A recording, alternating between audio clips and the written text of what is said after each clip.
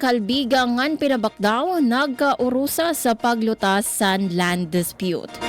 Detalye sa sining mga balita aade sa Akon Report. Radyo Pilipinas Report.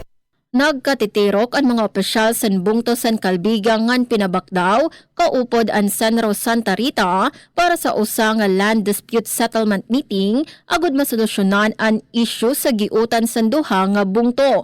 Antes ang diskusyon, naghatag san background si Engineer Leonor Habonete mahitungod san kasaysayan san land dispute, mga anay engagements ngan kahinungdanon san maabot nga kasarabutan.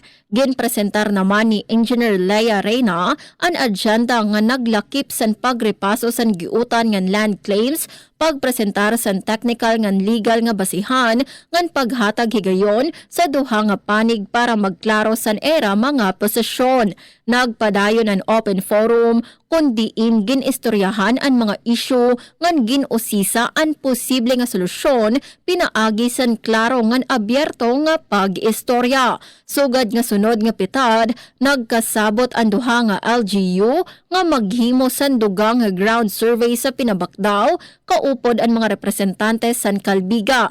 Nakaplano liwat ang sunod nga meeting sa Hunyo 2026 agud hulos na nga marisolba ang issue. Nagpapakita inisan commitment sa duha nga bungto ngan senro nga maabot ang patas ngan legal nga solusyon pinaagi san kooperasyon ngan respeto.